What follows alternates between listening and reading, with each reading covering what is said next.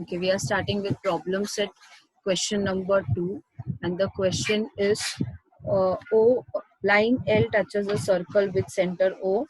Radius is given here, and they're asking us to find the distance of OP. So here the first step we have started is O is the center of the circle and P is on the circle. So whenever we draw a segment from the center of the circle on the point to the point on the circle, we get a radius.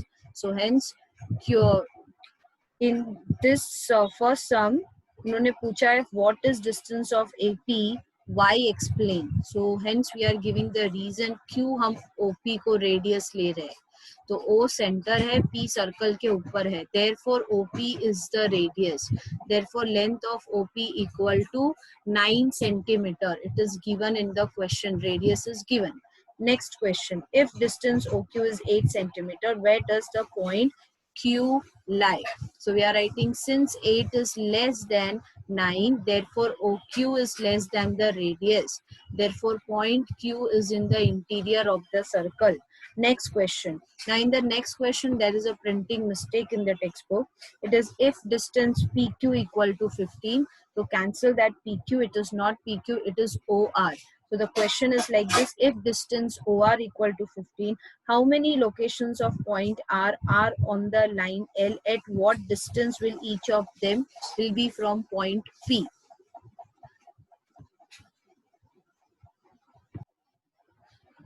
So we are going to find how many location of point R are there. There are two possible location of point R, one on the left side of point P, second on the right side of point P. So let us find the distance of that PR by Pythagoras theorem. So here in the sum, here in the figure, we can see that one first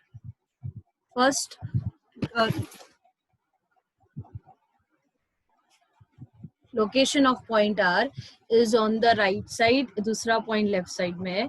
radius OP हमको 9 centimetre मालूम है. O R का distance हमको दिया है 15 centimetre 15 centimetre.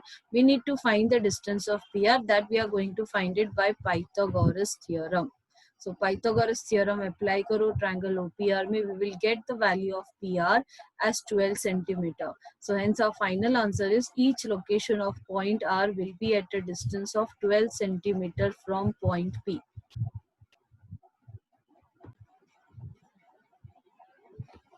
Okay, here is the next sum. In the next question, third question, they have given us that M is the center of the circle. They have given us that KL is the tangent. MK is equal to 12 units. KL equal to 6 root 3 units. They are asking us to find the radius of the circle, measure of angle K and measure of angle M. So we have started with ML is the radius, LK is the tangent. Therefore, angle MLK equal to 90 degree. In bracket, reason radius is perpendicular to the tangent. So hence we can use here Pythagoras to find the value of ML. So in the next step we are doing that. We are using Pythagoras theorem, and hence we got ML equal to 6 units. Now the next question, they're asking us to find angle K. So hence we are using here trigonometry to find angle K. So we are writing sine angle K equal to opposite side upon hypotenuse. Now when we look at the figure, the opposite side of angle K is ML and the hypotenuse of the triangle is MK, which is equal to 6 upon 12, which we further reduce it to 1 upon 2. Hence we get sine angle K equal to 1 upon 2. Now in sine, which angle ratio, which sine what is equal to 1 upon 2? Sine 30 is equal to 1 upon 2. Therefore, when we compare, we write the final answer as measure angle K equal to 30 degree. The same way we are finding measure angle M, sine angle M, opposite side upon hypotenuse. Side opposite to angle M is LK, hypotenuse is MK. So when we substitute the values, we get 6, we can reduce it, 6 ones are 6 twos are, we get root 3 upon 2. Sine what is root 3 upon 2? Sine 60 is root 3 upon 2. Therefore measure angle M equal to 60 degree. Okay, the next question we are starting is the fourth question. In the fourth question, they have given us that in figure 3.84, O is the center of the circle. Segment AB and AC are the tangent segments. Radius is equal to R and length of AB is equal to R. We have to prove that quadrilateral ABOC is a square.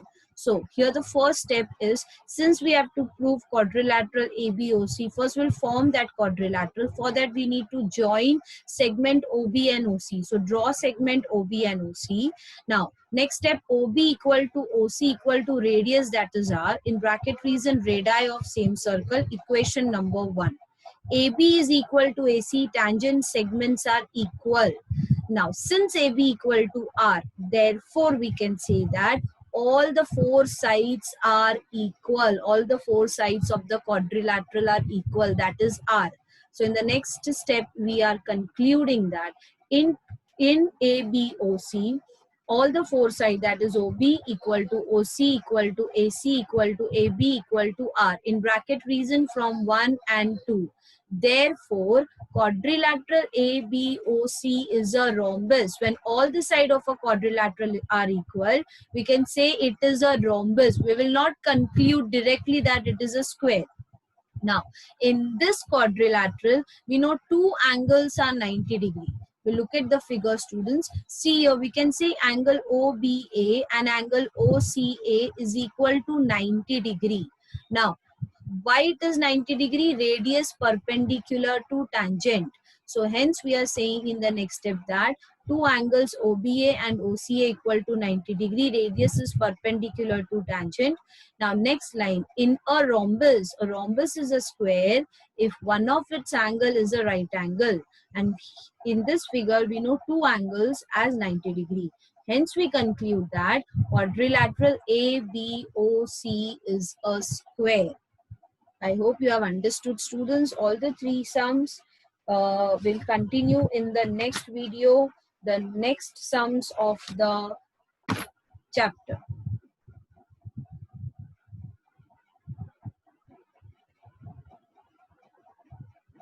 Bye, students.